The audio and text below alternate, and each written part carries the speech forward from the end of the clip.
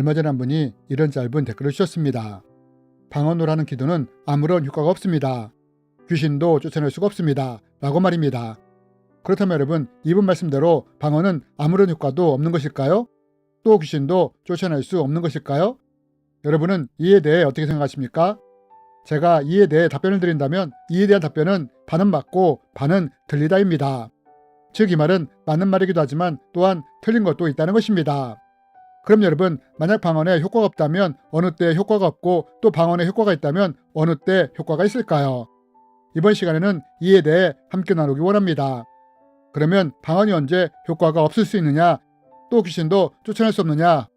만약 누군가 방언을 받았는데 방언을 받은 지 얼마 되지 않았다면 또 방언을 받았는데도 불구하고 방언 기도를 하지 않았다면 이런 분에게는 방언의 효과가 나타나지 않을 수 있다는 것입니다. 여러분, 사도 바울은 고린도전서에서 방언의 유익에 대해 이렇게 말을 합니다. 방언을 말하는 자는 자기의 덕을 세우고 예언하는 자는 교회의 덕을 세우나니. 여러분, 사도 바울은 방언에 대해 어떤 유익이 있다고 말을 합니까? 방언에는 자기의 덕을 세우는 유익이 있다고 말을 합니다.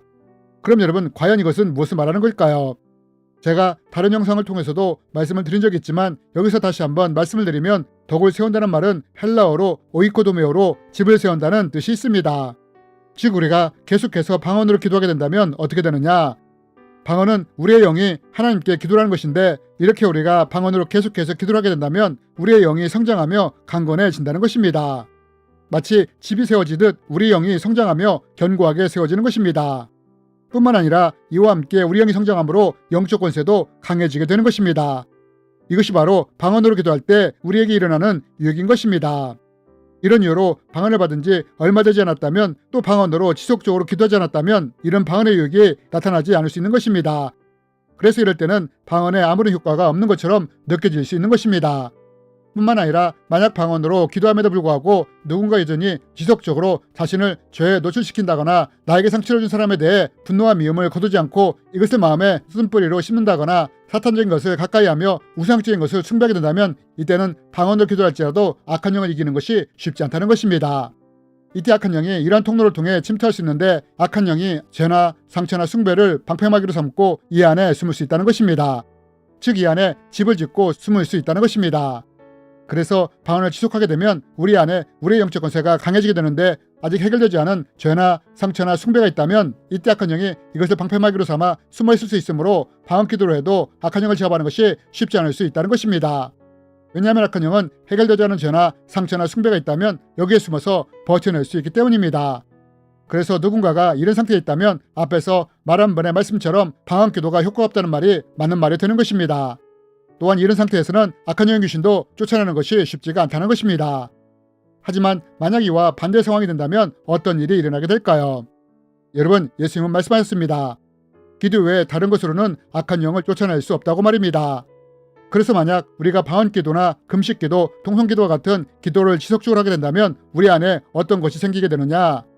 영적 권세가 생기게 된다는 것입니다. 그리고 우리는 이 영적 권세를 통해 예수 이름으로 악한 영을 제압하며 쫓아낼 수 있게 되는 것입니다. 그러면 과연 악한 영을 제압할 수 있는 이 영적 권세란 무엇이냐? 우리는 이것을 누가복음에 기록된 한 사건을 통해 볼 수 있습니다. 마가복음 9장에 보면 예수님이 간질병 들린 아이를 고치는 장면이 나옵니다. 성경에 보면 예수님이 변화산에 기도하러 가셨는데 남아있던 제자들이 이 아이를 치료하고자 했지만 하지 못했다고 했습니다. 이로 인해 제자들과 서기관 사이에 변론이 일어났다고 했습니다. 그리고 이런 상황일 때 예수님이 돌아오셨다고 했습니다. 그러면서 이것을 보신 예수님이 어떻게 하셨다고 합니까? 아이를 데려오라고 하십니다.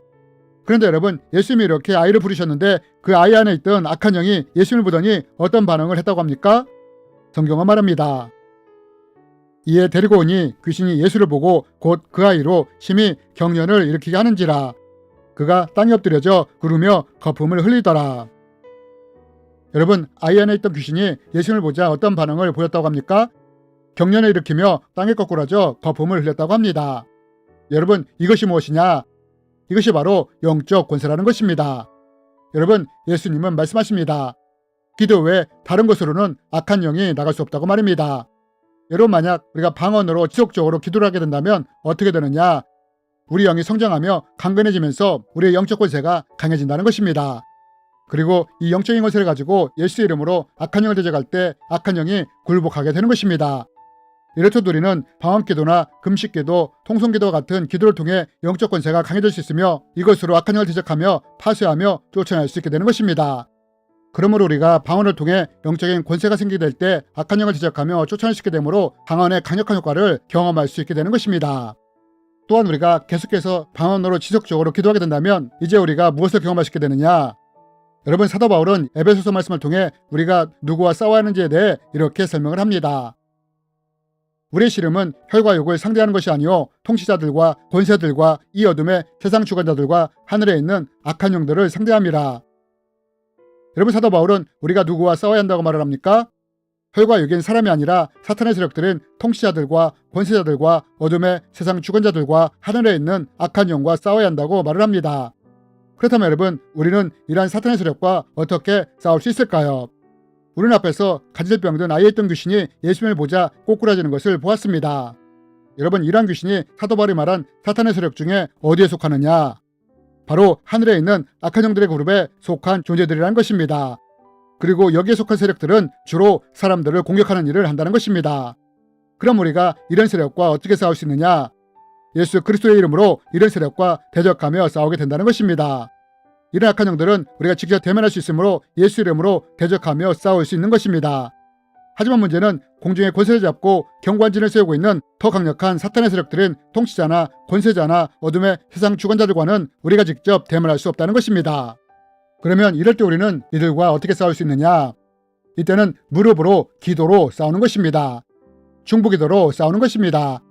특별히 우리가 방언으로 계속해서 기도하게 된다면 방언이 성장하여 능력방언이 되는데 이때 우리가 공중의 권세 잡은 자들과 싸울 수 있게 되는 것입니다.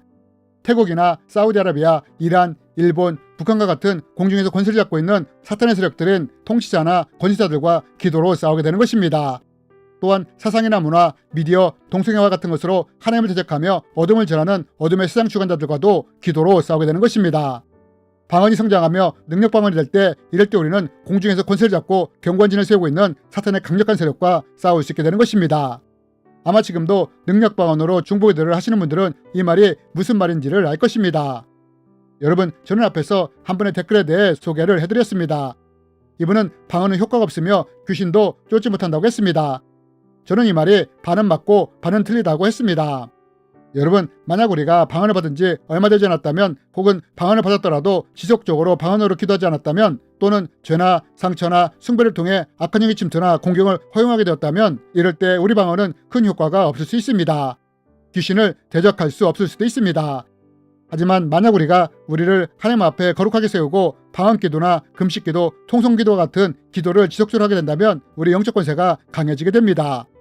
그리고 우리 안에 이런 영적 권세가 생기게 된다면 우리는 예수 이름으로 하늘에 있는 악한 영에 속한 귀신의 세력들을 대적하며 쫓아낼 수 있습니다. 뿐만 아니라 방언기도가 더 성장하여 능력방언이 된다면 이때는 더 강력한 사탄의 세력들인 통치자나 권세자들이나 이 어둠의 세상 주관자들과 싸울 수도 있게 된다는 것입니다.